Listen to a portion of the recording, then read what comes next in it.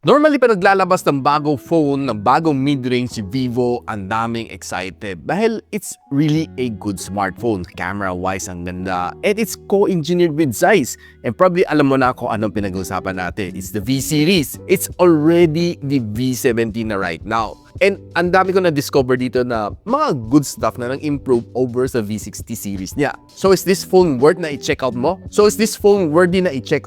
Malalaman natin. And of course, pag-usapan natin.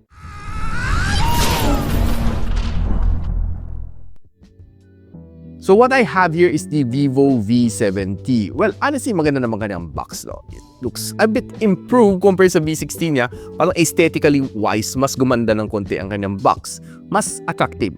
Andito ang Origin OS na logo, co-engineered with Zeiss, and of course, powered by AI. Parang lahat ngayon, AI na no? So dito, Vivo V50 5G. By the way, na-test ko si Globe, si Smart, and si dito. Wala akong naging problema sa kanyang 5G connectivity. Oh, open. Andito yung phone. So we have the accessories. Meron tayo clear jelly case. Hindi siya ganun kalambot. May texture. Quick start guide. Warranty card. 90 watts na Vivo flash charge charging brick. Ang iyong A-C cable. And of course, iyong panundot. So tanggalin na natin. So, hilahin na natin. Uy, maganda. And ang sunset gold color, this looks pretty nice and solid. Pala pag naiilawan, no? Ang ganda.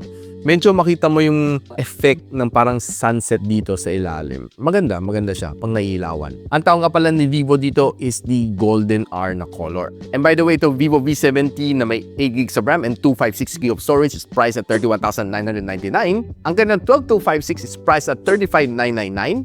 And ang kanyang 12512 is priced at 39,999. I'll post the details on the description box below or just simply click the YouTube shopping link para may redirect kayo sa official store ng Vivo. Para iwas tayo ng scam kasi maraming manloloko ngayon. Update na lang kayo through the links para makita niyo kung anong mga ongoing na promotion for their early bird rates. Now, probably nakita mo na increase ng price niya over sa kanyang older series CV60. It's because of the global na increase ng price ng RAM, ng ROM, and ng kanyang processor. I know itong mga brands na ito, they don't want to increase their price as much as possible, pero due to the supply and demand, wala silang choice kundi itaas din ang mga presyo.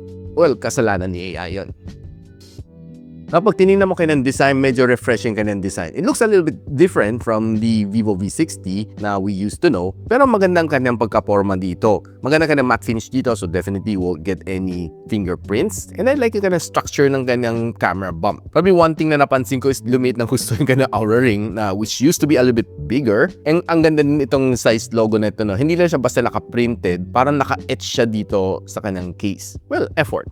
Maganda rin naman kanyang sides. It looks pretty nice, solid aluminum frames, mukhang iPhone-ish. We have a glass back also, and of course, a glass front finish, which tawag nila dito is the Shot Sensation Core na protection. And meron siyang most level 4 na drop resistance. IP68, IP69 dust and water resistant. So alam mo na kung gaano kagandang protection nito phone nito. Now if you want to know the full specs nito phone nito, ito share ko muna sa inyo.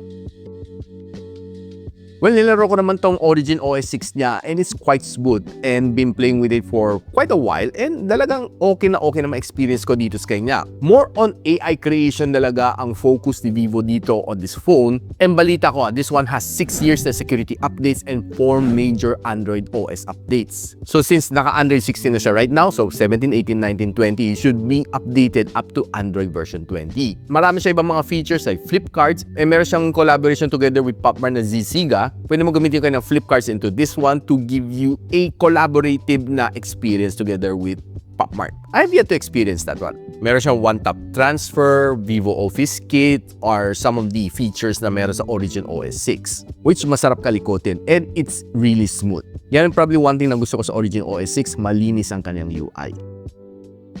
Now, with all of that said, yung mga experience ko was pretty nice and solid dahil meron siyang Qualcomm Snapdragon 7 Gen 4 inside this one. I know it's not one of the most powerful chip out there, pero for its price point, I would say na not bad. Okay, kind of performance dahil it was able to give me a 1.41 million points sa Antutu benchmark. Now, given na may ganito kang score, you know na it can perform on a day-to-day task. Tinry ko namang gumamit ng mga ibang AI, no? Like si Gemini, si ChatGPT. Kaya naman niya mag-perform dito. Mag-CapCut ng video edit, okay, walang problema.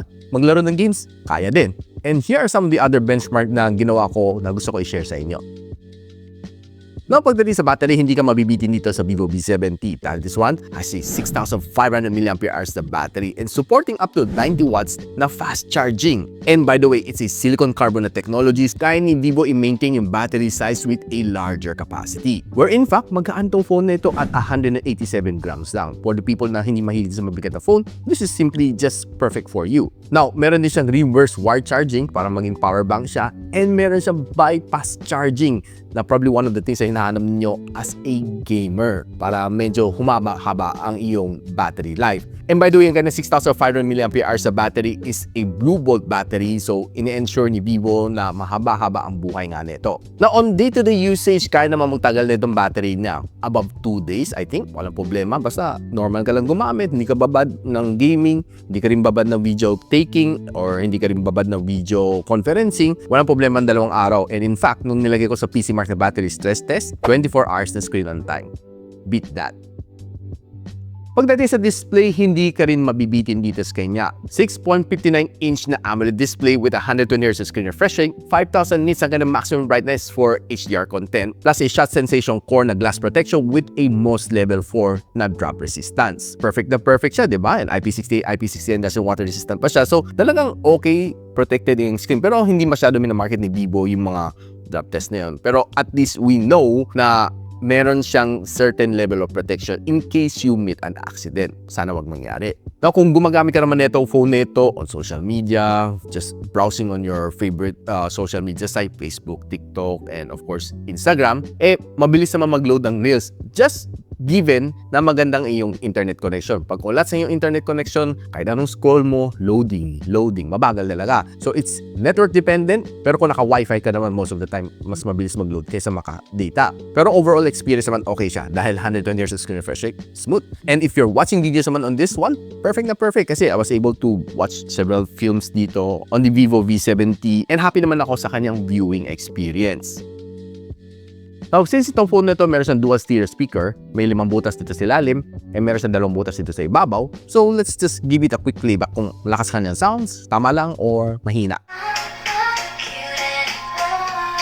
Uy guys, not bad ang kanyang sounds ha. Habang napapatugtog ko ng mga sounds dito on Spotify, mafe-feel ko may konting vibration siya, no? So, yung kanyang sound is a bit immersive compared sa mga ibang phones at this mid-range level. And okay na okay siya for sound tripping on Spotify, watching videos, or even playing games. So since nabanggit ko ng gaming, how about naglaro ako ng 3 games dito on this phone? Knowing na kaya naman na mag-perform at a certain level, so I did try some games here on the Vivo V70. Call of Duty Mobile, Genshin Impact, and of course the Wuthering Waves. Napagdating sa Call of Duty Mobile, okay naman siya. Gameplay was great. 36 degrees Celsius ang pinamain na inabot ko, which is quite cool naman sa kanya after playing for 30 minutes on room temperature. Maganda sa kanya is smooth naman siya. Wala naging problema sa kanya. Probably the only thing na hindi ko mabigay sa inyo is ilan yung kanya FPS kasi wala sa FPS counter dito sa kanyang default na game mode, which is probably something na hinahanap-hanap ko dito, no, na hindi ko mabigay sa inyo. I wish kaya ko pakita yung kanya FPS, pero sad to say, walang FPS counter dun sa kanyang game mode mismo. Pero experience was really nice. Wala akong na-feel na frame drops or lags along the way. Pagdating sa Genshin Impact, hindi rin siya mainit guys. Umabot down just 40 degrees Celsius after an hour of gameplay. Dire-diretso. Okay, wala akong na-feel din ng mga lags and frame drops kahit nagka-clash na, no? At the medium graphical settings sa sinet natin, higher frame rates. The sounds is okay. Probably if you want a better, more immersive sound, you can put on your favorite TWS. Pero yung kanya loudspeaker form is good enough already. Touch response is good. And overall gameplay is pretty solid naman sa Genshin Impact. Pero pagdating sa Wuthering Waves, sinagad ko rin siya sa higher graphical settings. Dito ko na-feel, no, nung nagkakaroon siya ng frame drops. Medyo mas graphical intense kasi ito. So, the moment na naglalabang ka, nagka-clash ka with yung mga boss na mas malalaki, tendency is mafe-feel mo may frame drops siya. And mafe-feel mo talaga nagkakaroon siya ng mga lags, no, along the way. So, I would suggest a lower down ka ng graphical settings to give you a better experience. Pero nung naka-high settings ako after an hour of gameplay, 44 degrees Celsius, guys. Now guys, pag-usapan natin right now yung camera, which is probably the highlight of Vivo V70. Now this one has a 50MP na main camera sensor with OIS, 50MP na periscope telephoto lens na meron siyang 3.7 times optical zoom, and of course a 8MP na ultra-wide sensor. Size optics lahat to guys, meron siyang outer ring light. It can shoot you up to 4K and 60, and the front-facing camera is a 50MP na main camera sensor, and it's also a Zeiss optics guys. And for the first time in forever, itong phone na ito, ang front-facing camera can finally shoot you up to 4K and 60 FPS, which is matagal ko nang inaangal to sa Vivo. Look guys, 4K and 60 front-facing camera. Now, there are some features na hindi ko personally matatry, and one of them is gusto ko itry talaga yung kanyang Vivo na stage mode. It is a 20 times na Zeiss telephoto na stage mode, which is perfect. Lalo ko nang pupunta ka ng mga concerts, which wala pa na upcoming concert na pupunta, but of course kung meron, I would love to bring this one and test it over. Nakita mo naman performance ng Vivo X200 Pro and Vivo X300 Pro na nagamit dati sa concert, ibang level nga talaga siya. So expect ko this one can also equally perform at that certain level. Hindi naman natin malalaman unless we personally try it out, which hopefully soon, meron akong concert na i-attend, I'll definitely bring this over. Andito lang siya nakatago in stage mode, in case you're looking for it. And meron pa siya isang feature na Zeiss multifocal portrait, which is another feature na meron dito sa kanyang camera. It can give you a studio-like portrait mode. No? So, it's another good features na pwede mong kalikutin dito sa V70. You can capture studio-level na quality na portraits at multifocal points. Now, it's time na husgahan na natin ng mga photos na na-capture natin. Now, on outdoors, expect to really give you some good photos dahil mga V-series naman, no, I've been happy naman sa kanyang mga camera shots, lalo sa outdoor.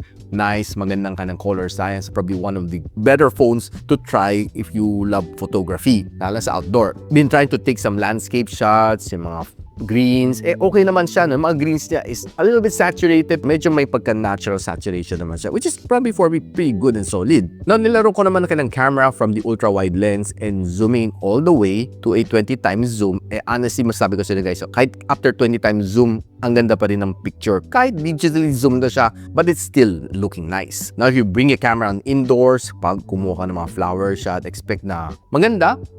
Pati mga paintings, especially if you try to get some food photography, you'll definitely love itong kanyang camera. Dahil ang ganda ng mga pictures na makaka-capture niya. Talagang ganda. Hindi lang siya pang subject, mga pang tao. Pero pagdating sa mga food photography, okay na okay rin to Vivo V70. Kasi, you know guys, no, na mahilig ako sa food photography. Doon ko test fully extend ng isang camera sa kanyang food photography. And further taking in some shots like this one, guys, ito, no, pinag-merge sa mga, I think, corals. Ang ganda pa rin dito, so kahit i-zoom mo na siya. And further taking in some shots sa loob ng Solar North, talagang you'll be able to enjoy most of the shots na nakuha ko. And some super low light na photo inside the Japanese resto, talagang, well, honestly, maganda. Mga na-capture ko, be it yung mga subject, yung mga food shot. Solid na solid itong camera ni Vivo V70. I'm quite speechless. And I would honestly say na nag-improve siya over from the V60. And meron siyang AI Magic Weather na features dito, naka-built in, which you can personally change the weather sa background mo. So,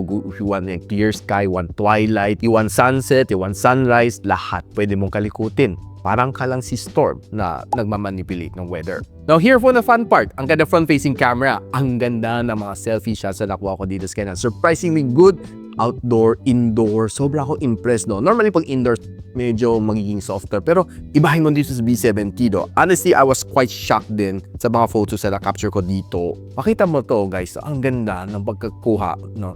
Medyo low light. Pero, yung pagkakuha sa kanya is really nice. Kahit dito, low light din to. Okay na okay ng photo na ito. Plus, dito ako na-shock, no? Sobrang low light to sa loob ng elevator. And, dalawang halogen bulb na sa loob, no? And, medyo malayo ko sa halogen bulb. And I was still able to take a good selfie photo just like this one. So, na-impress ako sobra sa selfie camera. So, guys, of course, gusto ko put into test ang kanyang 4K 60 FPS na recording na kanyang front-facing camera. Here's the sample.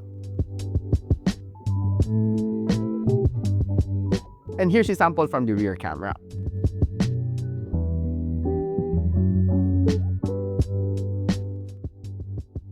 Now guys, with everything said, itong phone nito is really a standout. Honestly, sobrang ako happy sa kanya. It's really probably one of the phones na dapat mo abangan itong 2026. Even though na meron siyang slight na price increase, but it's due to the global phenomenon na increase ng RAM, ng ROM, and of course ng chipset. Probably next is GPU.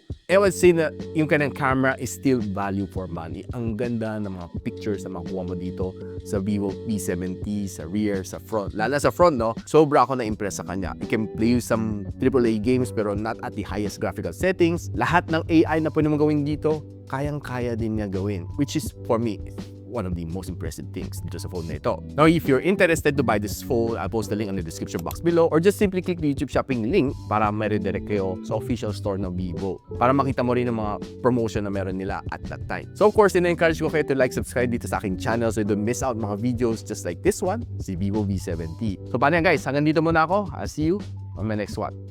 Peace out. And so, ako para si Richmond and you're watching Gadget Sidekick. Like and subscribe to my channel. Don't forget to hit that notification bell. For one of my latest uploads, click the dito. And for one of my popular uploads, click here.